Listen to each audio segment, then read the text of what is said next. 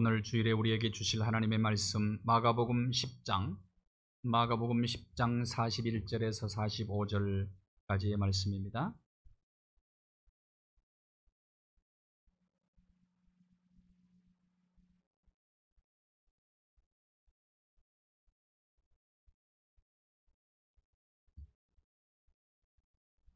마가복음 10장 41절에서 45절까지의 말씀을 다 함께 봉독하겠습니다.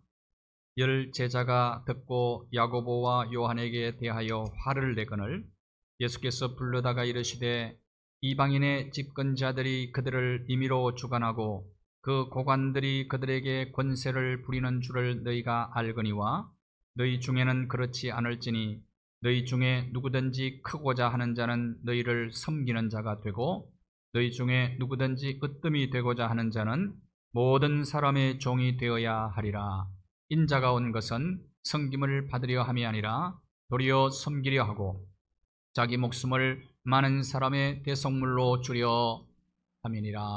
아멘.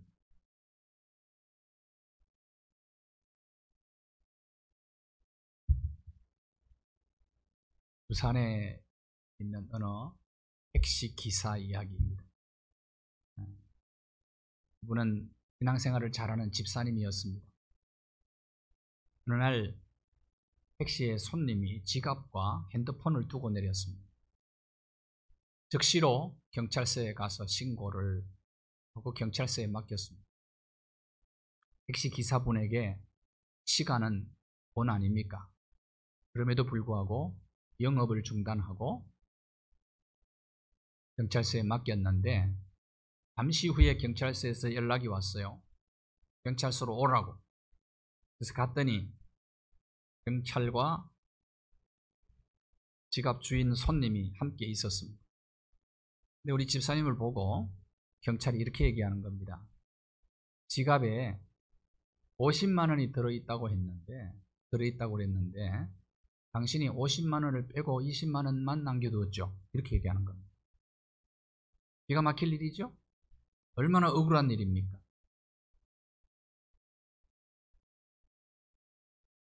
이 손님도 우기는 거예요. 그 50만 원 들어있었다고, 지갑에.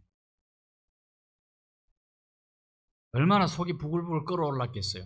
그럼에도 불구하고 속을 가라앉히고 침착하게 조곤조곤 이야기를 다 했습니다. 한번 생각해 보십시오. 내가 30만 원 빼고 20만 원만 돌려줄 것 같으면 뭐 때문에 지갑을 갖다가 신고를 했겠냐고. 지갑 버리고 돈 빼고 갔으면 되지. 세상에 그런 바보가 있겠냐고. 나 지금 당장 우리 회사에 달려가가지고 전국 각지 택시 회사에 전화 다 할 겁니다. 앞으로 손님이 놔둔 지갑을 절대로 돌려주지 마십시오. 억울한 일 당할 수 있습니다. 좋은 일 하고 도둑으로 몰릴 수 있습니다. 경찰이 그 얘기를 듣더니 기사 아저씨가 말이 맞다고 돌려보내더라는 거예요. 기사 아저씨가 대속물이 된 거죠. 대속물. 오늘 본문 10장 45절을 같이 한번 읽읍시다. 10장 45절입니다. 시작. 인자가 온 것은 섬김을 받으려 함이 아니라 도리어 섬기려 하고 자기 목숨을 많은 사람의 대속물로 주려 함이니라. 인류 역사 속에 가장 억울한 일을 당하신 분은 누구실까요? 예수님이시죠. 예수님은 우리를 구원하시기 위해서 대속물이 되셨습니다. 그는 죄가 하나도 없으신 분 아닙니까? 그럼에도 불구하고 죄를 다 어깨에 지고 억울하게, 어떻게 보면 가장 억울하게 돌아가신 분이십니다. 십자가에. 그래서 그분이 우리 대신 돌아가시고 그분 때문에 죄인이 살게 되었다. 그래서 예수님은 대속물로 나를 주려고 이 땅에 왔다. 이렇게 말씀을 하셨습니다. 구약시대에는 소와 양, 염소, 그 다음에 비둘기 이런 것들이 대속물이었죠. 사람 대신에 짐승이 죽어요. 그리고 죄인이 사는 겁니다. 이게 구약시대다. 누군가가 대신 죽어야 누군가가 살 수 있다는 것이 대속의 원리예요. 대속의 원리. 대속물이라는 이 단어가 헬라어로는 리토론이라는 단어입니다. 리토론, 해방시키다, 결박에서 풀어준다, 그런 뜻이 있어요. 리토론이 아주 중요한 단어인데요. 이 대속물이라는 단어, 결박에서 해방시켜주는 것을 리토론이라 그렇게 얘기합니다. 그러기 위해서는 누군가가 대신 죽는다는 얘기입니다. 죄인은 죄 때문에 죽어야 되잖아요. 죄의 삭은 사망이니까. 그러면 인간의 운명은 죽음입니다. 자, 이 문제를 어떻게 해결하느냐? 구약시대에는 짐승을 잡아서, 대속물 짐승을 잡아서 대신 죽게 하고 죄인이 살아났는데, 신약시대에는, 그러니까 구약시대의 대속물은 대속물의 그림자입니다. 예수 그리스도의 십자가는 대속물의 실체입니다. 온 인류를, 오늘 본문을 얘기합니다. 많은 사람의 대속물로 주려 함이니라. 이 많은 사람은 온 인류의 대속물이란 말입니다. 온 인류의 대속물로 이 땅에 오셨습니다. 노르웨이의 어느 교회 종탑에는 양과 십자가를 같이 이렇게 조각을 해놨습니다. 십자가, 양. 근데 그런 사연이 있습니다. 그 교회. 교회 건축을 하는데 건축비가 없이 부족했어요. 교회 한참 건축하고 있는데 돈이 없어서 건축 기술자들 다 돌려보내고 교인들이 직접 몸으로 헌신하면서 교회를 세우게 되었습니다. 종탑 공사를 하는데 높이 이제 종탑을 올리는데 그 기술도 없는 사람이 올라가서 일을 하다가 한 사람이 종탑에서 뚝 떨어졌어요. 그 사람들이 죽은 줄 알고 다 달려가서 봤더니 살아있어요, 멀쩡하게. 그리고 왜 어떻게 살았느냐 했더니 마침 그 교인이 종탑에서 떨어질 때 밑으로 양떼들이 지나가다가 양 위에 떨어진 겁니다. 양. 그런데 양은 죽고 사람이 살았어요. 양은. 그래서 교인들이 그걸 보고는 그렇구나. 양이 죽어야 사람이 사는구나. 양이 죽어야 사람이 사는구나.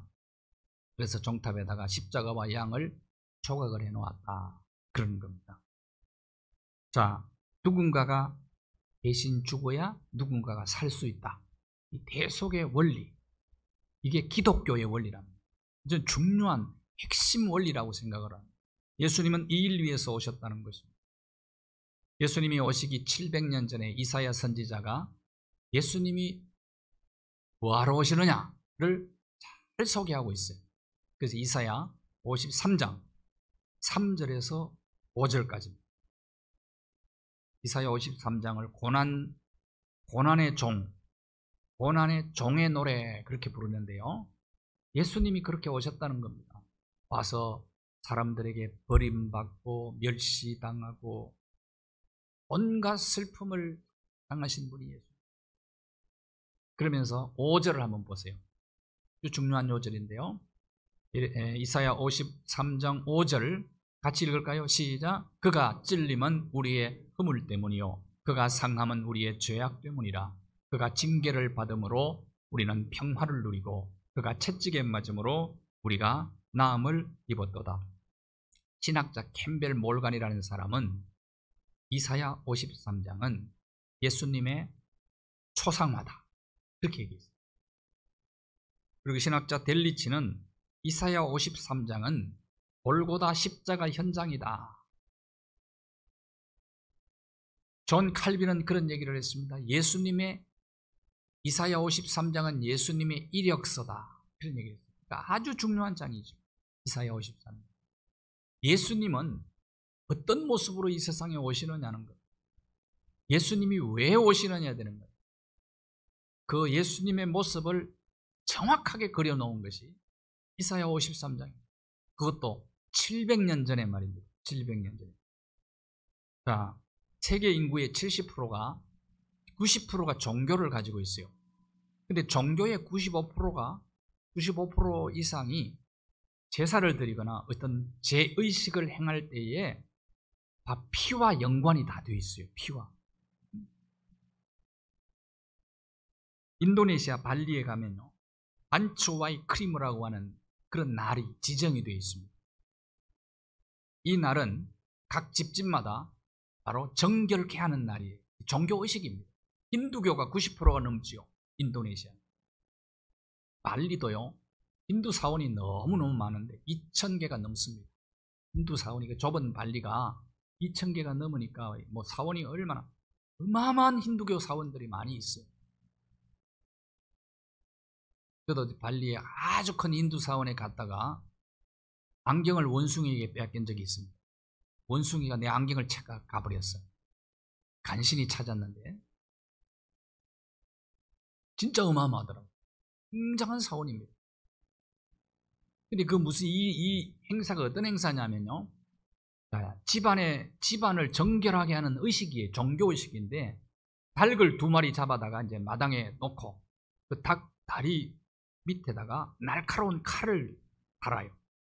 칼을 달면, 그리고 이제 양쪽 발에다가 다 날카로운 칼을 다는 거예요. 그리고 닭싸움을 붙이는 겁니다. 어떻게 되겠어요? 피가 막 튀기면서 싸우는 거예요. 그러면 닭이 온 집안을 다 돌아다니는 거예요.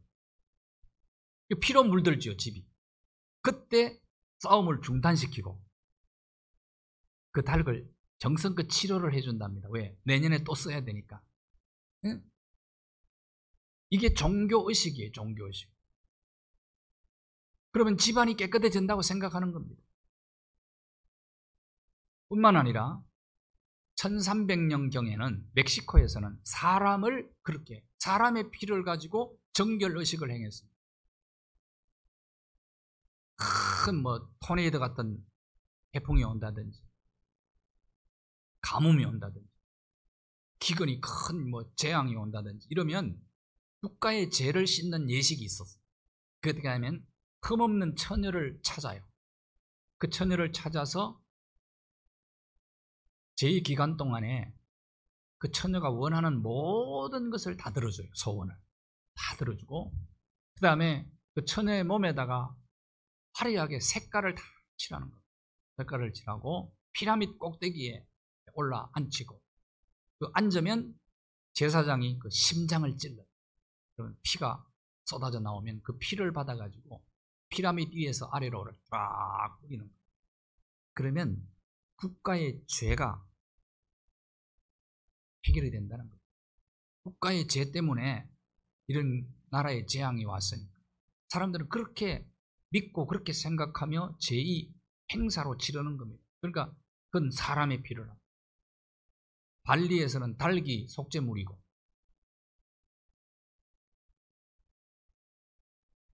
멕시코에서는 흠없는 처녀가 속죄물이고, 예수 그리스도께서 속죄물이 되시기 위해서, 대속물이 되시기 위해서 이 땅에 오셨다는 거죠.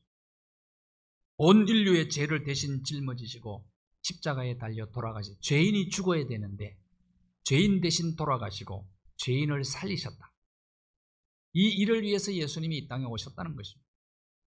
자, 그러면 왜 예수님이 대속물이 되셔야만 되었는가?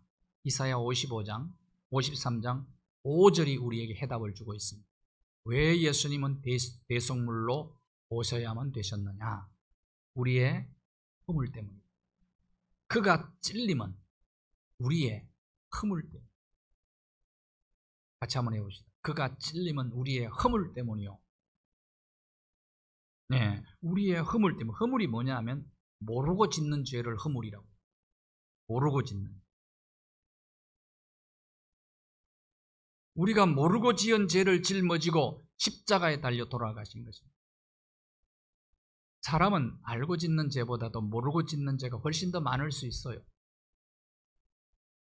부지 중에 짓는 죄가 참 많거든요. 우리의 연약함 때문에 그런 거죠. 연약한 존재이기 때문에. 그래서 우리가 하루를 살고는 저녁에 기도할 때, 또 한 달을, 또 1년을 마무리하고 기도할 때는 꼭 드려야 되는 기도가 있습니다. 주님, 부지 중에 지은 죄를 용서해 주십시오. 그렇죠? 부지 중에 지은 죄는 고백도 못 하잖아요. 기억이 안 나니까. 죄인 줄도 모르니까. 그런 기도를 그냥 함께 뭉뚱그려서 드릴 필요가 있어요. 모르고 지은 죄를 주여 용서해 주시옵소서. 이 죄 때문에 예수님이 죽으셨단 말이에요. 미국의 어느 목사님이요, 저 시골 농부의 집에서 하숙을 하게 되었어요. 부인은 예수를 잘 믿는데 남편은 예수를 안 믿어요. 그래서 남편 구원을 위해서 부인이 늘 기도를 하고 있었습니다. 목사님도 그 집에 들어가면서 기회가 주어지면 예수 그리스도의 십자가를 이 농부에게 소개해야 되겠다 생각하고 기도하면서 준비를 하고 있었어요. 어느 날 아침이었습니다. 농부가 목사님에게 다가오더니 목사님 이리 와 보세요. 같이 갈 곳이 있습니다. 어디를 갈 겁니까? 나 따라오십시오. 갔는데 닭장으로 목사님을 끌고 가는 거예요. 보십시오. 이 닭을 잘 보세요. 가만히 어미 닭이 이렇게 앉아 있는데 날개 밑으로 병아리들이 삐약삐약 하면서 왔다 갔다 하는 거예요. 농부가 얘기하는 겁니다. 목사님 가가지고 닭을 한번 건드려 보세요. 이 어미들 건드리더니 푹 하고 쓰러지는 거예요.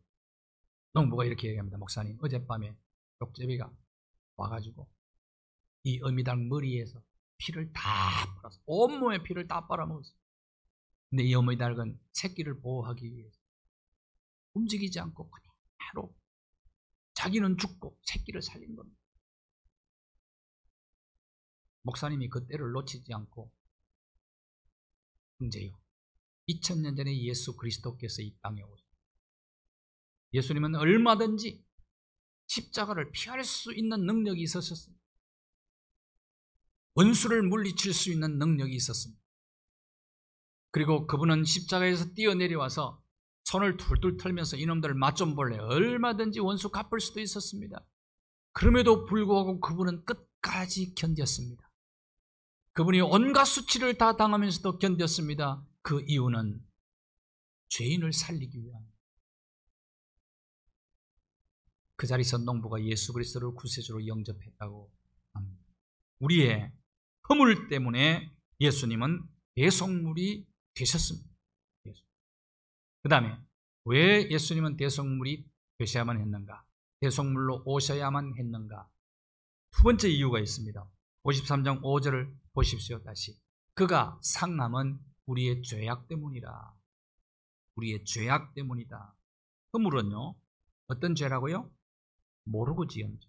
그러면 죄악은 뭘까요? 알고 지은 죄. 알고 지은 죄. 알고 지은 죄도 많지만은 모르고 지은 죄도 많죠. 그러니까 알고 지은 죄, 모르고 지은 죄, 우리는 죄가 많은 사람들. 우리가 얼마나 많이, 때로는 양심의 소리를 짓밟을 때도 있잖아요. 하나님께서 시마다 때마다 말씀으로 우리에게 경고하시는데 그것을 무시한 적이 얼마나 많이 있었습니다. 그러니까 알고 지은 죄도 너무 많은 거예요.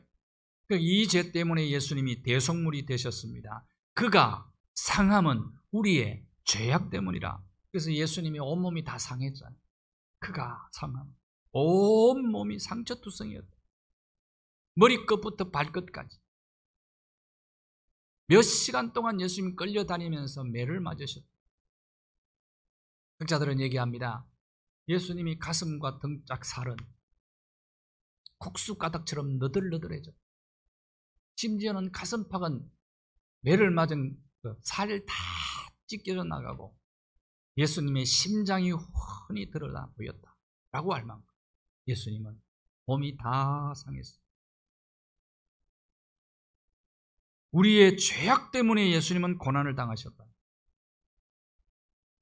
그래서 하나님의 아들 예수 그리스도께서 인간에게 자유를 주시지 않는다면 죄와 사망의 굴레에서 인간은 결코 자유할 수가 없습니다.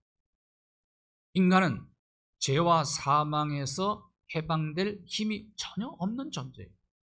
그래서 로마서 8장 1절 2절은 이렇게 선포하고 있습니다.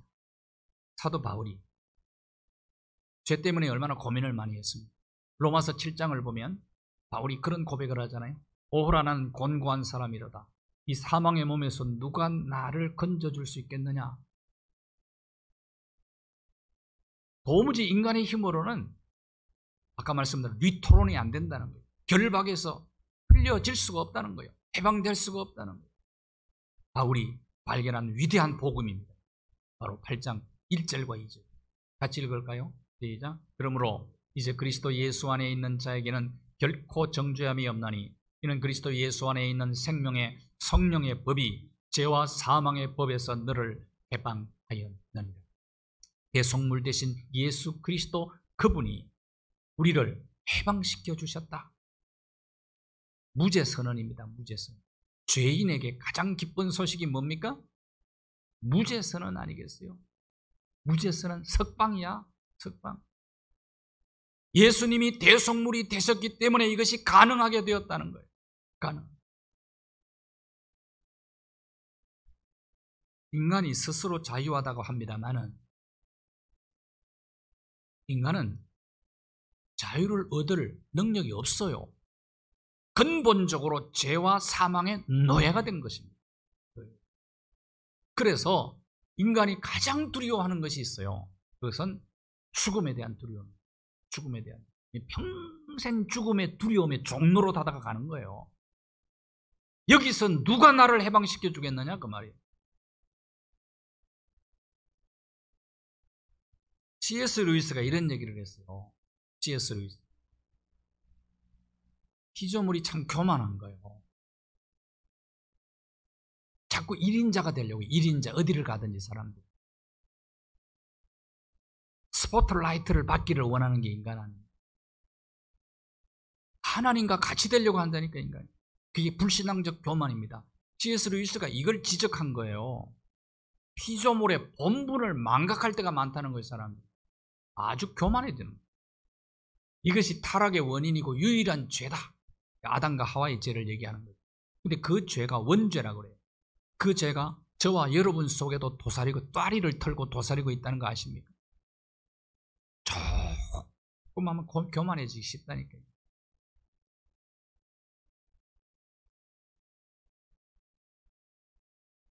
철로 역정의 저자 존 버년이 그런 얘기를 했어요. 작은 구멍이 배를 침몰시키듯이 죄 하나가 사람을 파멸시킵니다. 작은 죄 때문에 인생이 무너진 사람들이 많아요. 이 세상에서 가장 무서운 게 뭡니까? 핵폭탄입니까? 더 무서운 게 죄입니다. 그러니까 인간은 죄의 속박에서 벗어날 수가 없어요. 우리 힘으로는 안 된다고 말이에요. 그래서 예수님이 대속물로 오셔야만 됐다는 거예요. 나는 이 일 때문에 왔다는 거예요.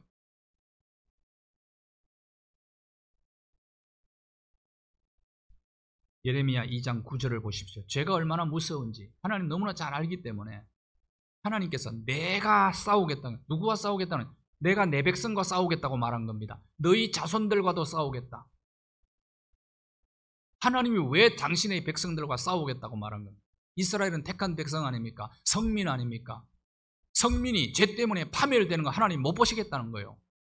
그래서 싸워서라도 내가 그걸 막아야 되겠다는 것입니다. 그러면 이스라엘이 무슨 죄를 범했는데? 예레미야는 이렇게 또 이스라엘 범죄를 지적하고 있습니다. 예레미야 2장 12절과 13절에 보시면 정말 우리가 놀라야 될 것, 심히 떨고 두려워해야 될 것이 있다. 그게 뭐냐면 죄라는 거죠.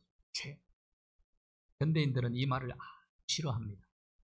그러나 강대상에서는 계속해서 선포되어야 될 메시지가 있어요. 그것은 인간의 죄성입니다. 죄성. 정말 두려워해야 될 것, 심히 떨어야 될 일이 있다는 거예요. 인간의 죄라는 거예요. 어떤 죄를 지었나고? 자, 13절 다시 읽겠습니다. 이스라엘의 두 가지 죄입니다. 같이 시작.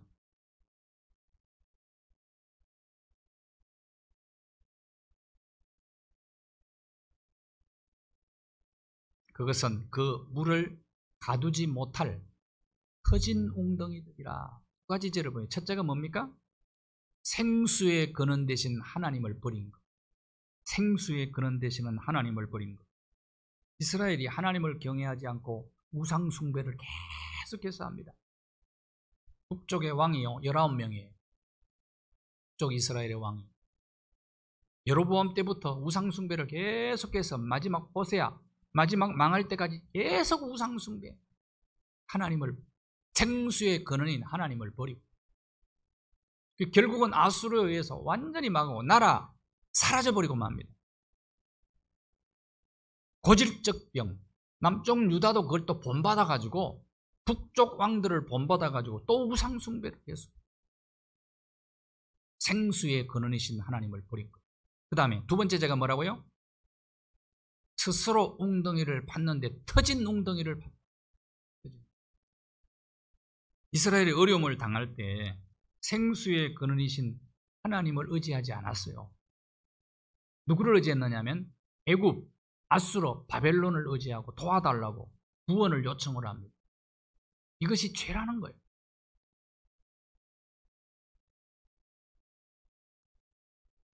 생수의 근원이신 하나님께 도움을 구하고 하나님을 의지하고 하나님께 소망을 두고 살아야 되는데 자꾸 주변에 강대국을 의지하는 거예요. 근데 그게 뭐라고요? 강대국 의지한 것이 터진 웅덩이 파는 거였다. 헛수고 한 거다. 오히려 수치를 당했어요. 누구한테 망합니까? 북쪽 이스라엘이. 의지했던 아수르에게 망합니다. 남유다가 누구에게 망합니까? 의지했던 신흥 대제국 바벨론에게 멸망을 한 거예요. 도움이 됩니까? 정말 헛된 우물을 판 거죠. 터진 웅덩이 판 거예요. 그래서 에스겔 선지자에게 하나님께 인자야, 그저 애굽을 향해서 예언을 해라. 내가 애굽을 칠 거다. 치면은 40년 동안 사막이 될 거다. 그리고 힘이 완전히 빠질 거다, 애굽이. 결국은 애굽을 가보세요. 이집트에 가보면 95% 이상이 사막입니다.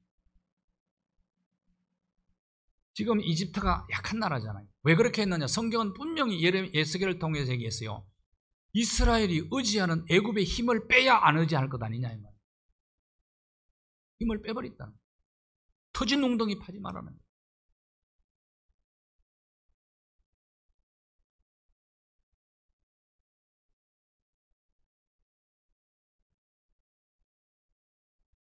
예레미야 2장 18절 19절을 한번 보십시오. 자, 이스라엘이 터진 웅덩이를 어떻게 팠는지. 네가 시홀의 물을 마시려고 애굽으로 가는 길에 있는데 네가 어찌 된 거냐 이렇게 물어요. 시홀의 물이 뭐냐면 나일강의 물을 얘기합니다. 시홀이라는 말이 원래 검다는 뜻을 가지고 있어요. 나일강의 물이 왜 검어요? 나일강의 물이 썩어버렸다 이 말은 상징적인 얘기예요. 우상숭배로 인해서 애굽이 부패하고 타락해버렸다는 거예요. 그런데 거기에 도움을 요청하러 너희들이 가느냐? 어찌된 일이냐? 그 강물을 마시려고. 그 강물은 뭐냐면 유브라데스 강을 얘기합니다. 아수르에 흐르고 있는 유브라데스 강. 이스라엘이 의지하고 있던, 그래서 스스로 웅덩이를 판 물을 가두지 못한 터진 웅덩이. 그게 주변의 강대국이었다. 미국만 의지하면 안 되죠. 중국 의지해도 안 되죠. 약하고 작은 나라들을 그들이 이렇게 도와주는 것처럼 보이는데 전부 자기 유익만 챙기는 거예요. 자기 유익을 위해서 도와주는 거죠. 믿을 나라가 있습니까?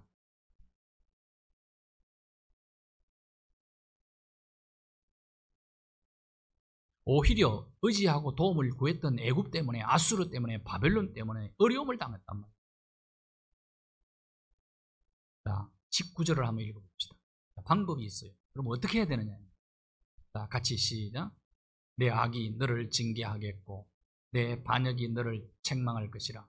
그런즉 내 하나님 여호와를 버림과 내 속에 나를 경외함이 없는 것이 악이요 고통인 줄 알라. 주 만군의 여호와의 말씀이니라. 스스로 웅덩이 판 것이 악이라. 그게 뭐라고요? 하나님 버린 거죠. 하나님을 경외하지 않는 것이 악이었고 그것 때문에 고통을 당하는 줄 알라는 거예요. 그 길을 하나님이 알기 때문에 성민이, 하나님의 택한 백성이 그 길 가다가 나중에 망하면 안 되니까 하나님이 자기 백성하고도 싸우겠다는 거예요. 집안에서 누구와 많이 싸웁니까? 아이들하고 많이 싸우죠. 아이들. 왜 싸워요?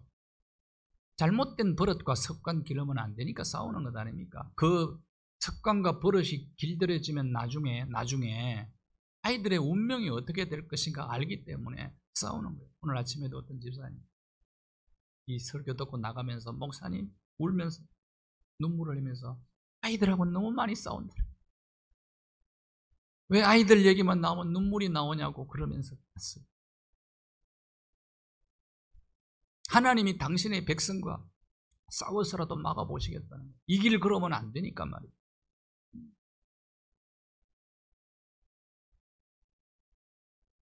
생수의 근원이신 하나님을 버린 것, 그래서 하나님을 경외하지 않고 우상을 섬기고 우상을 숭배하고, 그것이 가장 큰. 왜 어려운데 아수르 바벨론 애굽을 넣지 않느냐? 하나님께 도움을 구하고 하나님 의지하고 하나님께 소망을 둬야지.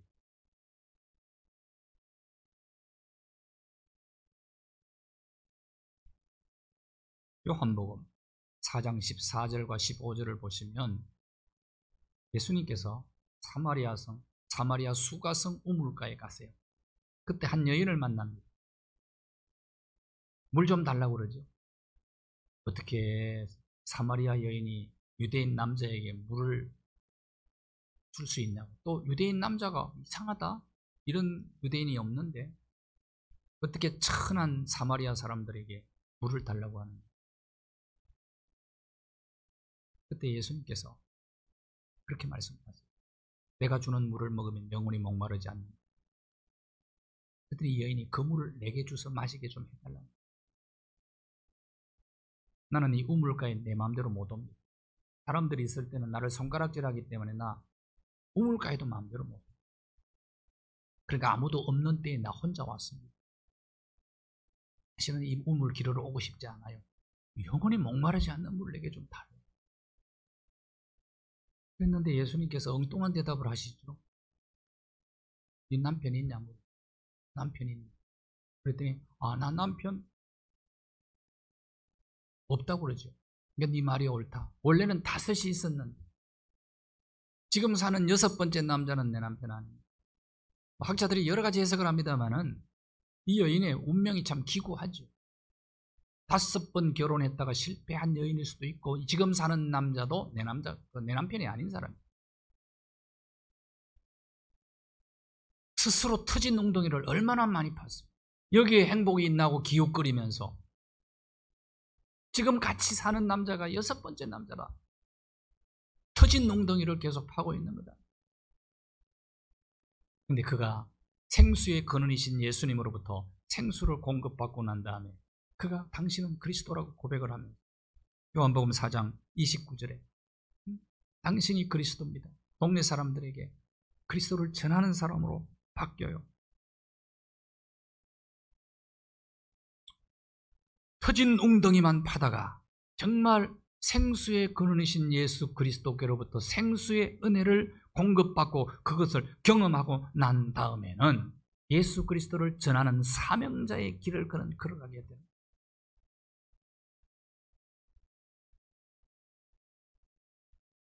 영국의 마틴 노이드 존스 목사님은 1967년, 68년 동안 대장암으로 고생을 하죠.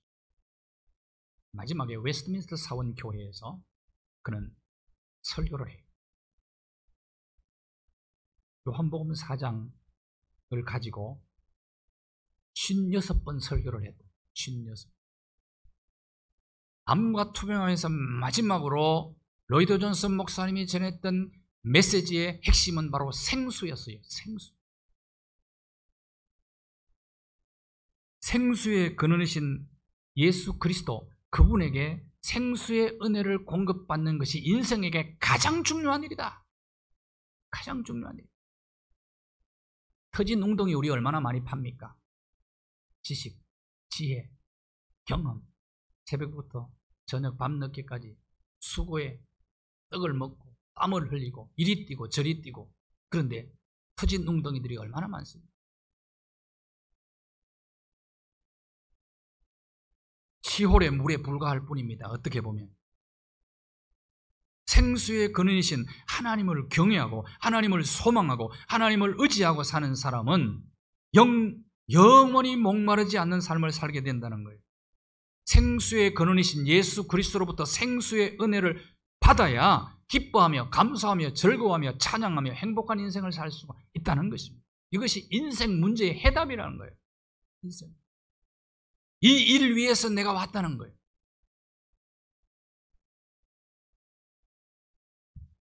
인생길에서 타는 목마루로 헐떡이는 인생들을 향한 초청장을 하나님이 보내셨어요. 그것이 이사야 55장. 이사야 55장 1. 너희 목마른 자들은 물로 다 나오라. 값없이 와서 먹으라는 거예요. 값없이. 그런데 어찌하여 양식 아닌 것을 위해 은달은 왜 터진 웅덩이를 파느냐라고 말하는 겁니다. 배부르지 못할 것을 위해서 수고하느냐? 수고는 하는데 터진 웅덩이 좀 파지 말라는 거예요. 자, 그렇게 하려면 어떻게 해야 된다고요? 내게 듣고 들을지. 듣고 들을지. 그리하면 좋은 것을 먹을 것이고 기름진 것으로 즐거움을 얻을 것이다. 그래서 선지자들이 계속해서 목에 피를 토하면서 여호와께로 돌아오라고 얘기를 합니다. 여호와께. 생수의 근원이신 하나님께로 돌아와서 하나님의 말씀을 들어라. 그러면 좋은 것을 얻게 될 것도 기름진 것으로 즐거움을 얻게 될 것이다. 또 강조합니다. 귀를 기울이고 내게 나와서 들으라. 들으라. 그리하면 너희 영혼이 살 것이다. 그건 영원한 언약이다. 확실한 은혜다. 확실.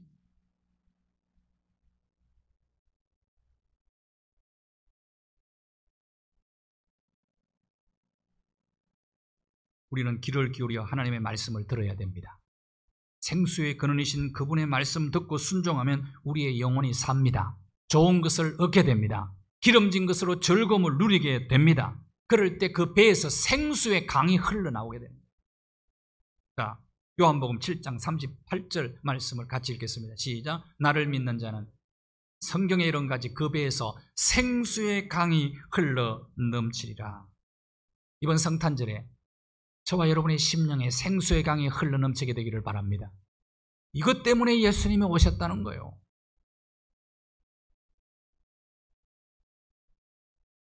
자, 그러면 예수님이 대속물이 되셔서 그 결과로 우리는 어떤 축복을 누리게 되었느냐? 평화. 53장 5절. 그가 징계를 받음으로 우리는 평화를 누리게 되었다. 인류에게 평화를 주시려고 주님은 대속물이 되었다. 조조가 중원을 평정하기 위해서 중원 원정에 나가죠. 만만치 않았어요. 수만의 군단을 데리고 갔는데 가장 큰 문제가 뭐냐 하면은 본국으로부터 보급품을 받는 거예요. 식량 공급 받는 거예요. 보급이 안 되는 거예요. 차단이 되어버렸어요. 그러니까 이제는 폭동이 일어나게 생겼어요.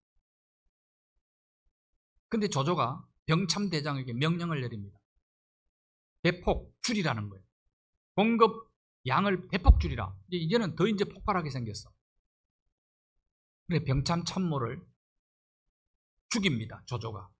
어떤 제목을 뒤집어 씌우느냐면 불량미를 빼돌렸다는 거예요.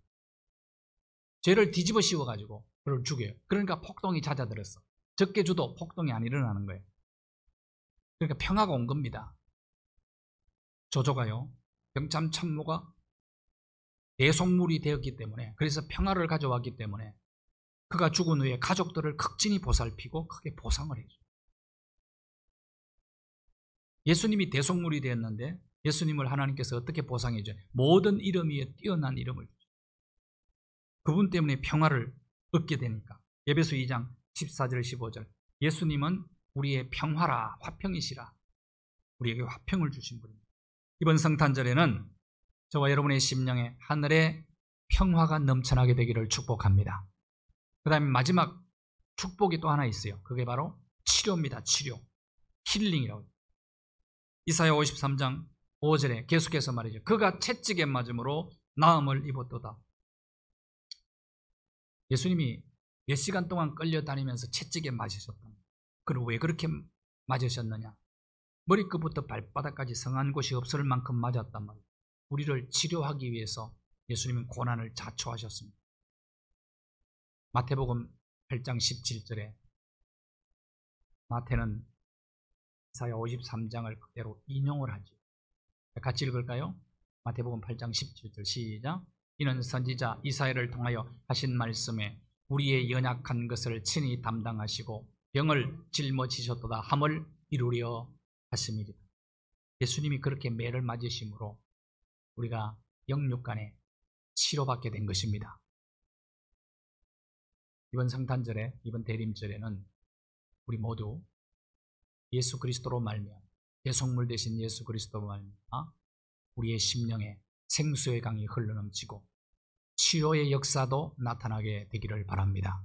영육간의 치료의 역사, 우리의 심령, 우리의 가정, 한국교회, 이 나라의 민족, 지구촌에 치료의 역사가 나타나게 되기를 바랍니다. 참된 평화도 주 안에서 누리시게 되기를 주님의 이름으로 축복합니다. 하나님 아버지 감사합니다. 우리의 허물 때문에, 우리의 죄악 때문에 대속물이 되신 예수 그리스도로 말미암아 평화를 누리고 영육이 치료되어 영생을 누리게 하신 주님을 찬양합니다. 하나님만 경배하고 의지하고 소망하며 주의 계명을 순종하여 좋은 것을 얻고 즐거움을 누리며 날마다 승리의 삶 살아가도록 우리를 인도하여 주시옵소서. 예수 그리스도의 이름으로 기도하옵나이다. 아멘.